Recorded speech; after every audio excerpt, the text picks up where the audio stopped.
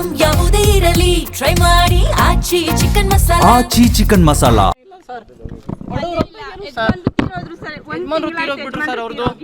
ಗಂಡ ತೀರೋಗ್ಬಿಟ್ರು ತಗೊಂಡು ಬೀದಿಲಿ ಕುತ್ಕೊಂಡಿದೀನಿ. ಡಿಸಿ ಅವರಿಗೆ ಒಂದು ತಿಂಗಳಿಗೆ ಒಂದ್ಸತಿ 15 ದಿವಸಕ್ಕೆ ಒಂದ್ಸತಿ ಮೀಟ್ ಮಾಡ್ತಾ ಇದ್ದೀನಿ ನಾನು. ಸರ್ ರಾಬಿಯಾ ಅಸ್ಲಂ ಪಾಷಾ ಅಂತ ಹೇಳಿ 2024ರಲ್ಲಿ ಸಿಎಂ ಬಂದಿದ್ರು ಒಂದು ಕಾರ್ಯಕ್ರಮಕ್ಕೆ ತುಮಕೂರಲ್ಲಿ. ಅವ್ರ ಹತ್ರನೇ ನಾನು ಭೇಟಿ ಮಾಡಿದ್ದೆ. ಸರ್ ಈ ಥರ ನಮ್ಮ ಯಜಮಾನ್ರಿಗೆ ಹಾರ್ಟ್ ಪೇಷಂಟ್ ಇದೆ, ದುಡಿಯೋರು ಯಾರೂ ಇಲ್ಲ, 2 ಮಕ್ಕಳಿದ್ದಾರೆ, ಬಾಡಿಗೆ ಮನೇಲಿದ್ದೀವಿ ಅಂತ ಹೇಳಿಬಿಟ್ಟು ಅವರು ನಮ್ಮ ಒಂದು ಕುಟುಂಬಕ್ಕೆ 20-30 ಒಂದು ಸೈಟನ್ನು ಹಂಚಿಕೆ ಮಾಡಿದ್ರು. ಆದೇಶ ಮುಖಾಂತರ ಆದೇಶ ಪತ್ರವನ್ನು ಕೊಟ್ಟಿದ್ರು. ಇವರೇ ಗೃಹ ಮಂತ್ರಿಗಳು ಮತ್ತು DC ಅವರೇ ಆದೇಶ ಪತ್ರವನ್ನು ಕೊಟ್ಟಿದ್ರು. ಕೊಟ್ಟ ಮೇಲೆ ಒಂದು ತಿಂಗಳಿಗೆ 15 ದಿವಸಕ್ಕೆ ಒಂದ್ಸತಿ ಇವ್ರನ್ನ ಮೀಟ್ ಮಾಡ್ತಾ ಇದ್ದೀನಿ ನೋಡಿ. ಈ ಥರ ಸಿಗ್ನೇಚರ್ ಹಾಕ್ಕೊಡ್ತಾರೆ, ಮತ್ತೆ ಸರ್ಕಾರ ಸುತ್ತಿಸ್ತಾ ಇದ್ದಾರೆ.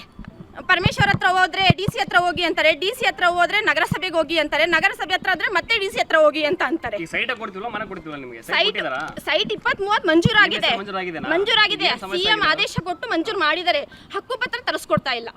ಹಕ್ಕುಪತ್ರ ತರಿಸ್ಕೊಡಿ ಅಂದ್ರೆ ನಗರಸಭೆಗೆ 25,000 ಕಟ್ಟಬೇಕಂತೆ. ಸರ್ ಸರ್ವೆ ನಂಬರ್ 100 ಶಿರಾದಲ್ಲಿ ಸರ್ ನಗರಸಭೆಯವರೇ ಕೊಡಿ ಅಂತ ಅಂತಾರೆ. ಎಲ್ಲಿಂದ ತಗೊಬಂದು ಕೊಡಬೇಕು? ಇನ್ನು ನನ್ನ ಪರಿಸ್ಥಿತಿ ಇವಾಗ 2 ಮಕ್ಳನ್ನ ತಗೊಂಡು ಗಂಡ ತೀರೋಗಿದ್ರೆ 1 ತಿಂಗಳಾಯಿತು. ಇವಾಗ ಮಕ್ಳನ್ನ ತಗೊಂಡು ಬೀದಿಲಿ ಕುತ್ಕೊಂಡಿದ್ದೀವಿ. ತಾತ್ಕಾಲಿಕವಾಗಿದ್ರು ಕೊಡಿ. 1800 ಮನೆಗಳು ಮಂಜೂರಾಗಿದೆಯಲ್ಲ, ನೀವು ಕೊಡೋವರೆಗೂ ನನಗೆ ತಾತ್ಕಾಲಿಕವಾಗಿ ನೆಲೆ ಕೊಡಿ ಅಂತಾನು ಕೇಳ್ತಾ ಇದ್ದೀನಿ. ಆ ತಾತ್ಕಾಲಿಕ ನೆಲೆನೂ ಮಾಡ್ಕೊಡ್ತಾ ಇಲ್ಲ ಇವರು. ಹಾ ಸರ್, ಅವತ್ತಿಂದನೂ ಓಡಾಡ್ತಾ ಇದ್ದೀನಿ ಸರ್ ನಾನು.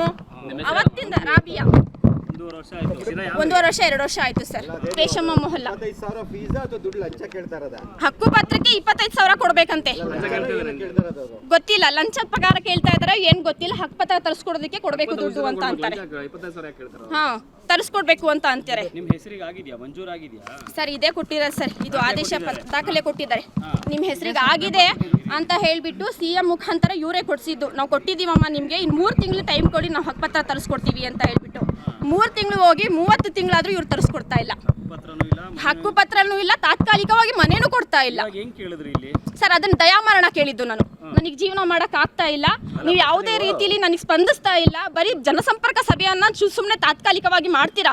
ಯಾವುದೇ ರೀತಿ ಜನರಿಗೆ ನೀವು ಸಮಸ್ಯೆಯನ್ನ ಆಲಿಸೋದಿಲ್ಲ, ಅದನ್ನ ಬಗೆಹರಿಸೋದು ಇಲ್ಲ. ಆಲಿಸಿದ್ರು ಅದಕ್ಕೆ ನನಗೆ ಜೀವನನೇ ಮಾಡಕ್ ಆಗ್ತಾ ಇಲ್ಲ. ದಯವಿಟ್ಟು CM ಹತ್ರ ಮನವಿ ಮಾಡ್ಕೊಳ್ತೀನಿ, ನನಗೆ ದಯಾಮರಣವನ್ನು ನನಗೂ ನನ್ನ ಮಕ್ಕಳಿಗೆ ಕೊಟ್ಬಿಡಿ. ಸರ್ ಅವರು ಕೊಡ್ತೀವಮ್ಮ, ನೀವು DC ಹತ್ರ ಹೋಗಿ, ಕಾರ್ಪೊರೇಷನ್ಗೆ ಹೋಗಿ, ನಗರಸಭೆಗೆ ಹೋಗಿ, ಅಲ್ಲಿ ಬರುತ್ತೆ ಅಂತ ಹೇಳ್ಬಿಟ್ಟು ಇದೇ ತರ ಆಲಿಸ್ತಾ ಇದ್ದಾರೆ ಸರ್ ನನಗೆ. ಹಾ ಸರ್, ಸಚಿವರು ಇವ್ರಿಗೆ ಕಳ್ಸಿದ್ರು DC ಅವ್ರಿಗೆ, ಪರಮೇಶ್ವರ್ ಹಂಗೆ ಸರ್. ಇವಾಗ ಅದನ್ನೇ ಮಾತಾಡಿದ್ ನಾನು. ಇವಾಗ ನನಗೆ ಜೀವನನೇ ಬೇಡ ಸರ್, ನನಗೆ ದಯಾಮರಣ ಕೊಟ್ಬಿಡಿ. ನನಗೆ ಆಗ್ತಾ ಇಲ್ಲ, ಯಾಕೆಂದ್ರೆ ಇದು ಬಡವ್ರ ಪರ ಸರ್ಕಾರ ಇಲ್ಲ. ಇದು ಸುಮ್ನೆ ಗೃಹ ಜ್ಯೋತಿ, ಗೃಹಲಕ್ಷ್ಮಿ ಅಂತ ಕೊಡ್ತಾ ಇದ್ದಾರೆ. ದಯವಿಟ್ಟು ಇಲ್ಲಮ್ಮ, ಅವ್ರು ಏನಂತಿದ್ದಾರೆ, ಇವ್ರು ಮಾಡ್ಕೊಡಿ ಅಷ್ಟೇ ಹೇಳಿದ್ದು, ಇನ್ನೇನು ಹೇಳಿಲ್ಲ ಅವರು. ದಯಾಮರಣವನ್ನ ನಾನು ಡೈರೆಕ್ಟ್ ಆಗಿ CM ಗೆ ಕೇಳ್ತಾ ಇದ್ದೀನಿ. ದಯವಿಟ್ಟು ನನಗೂ ನನ್ನ ಮಕ್ಕಳಿಗೂ ದಯಾಮರಣ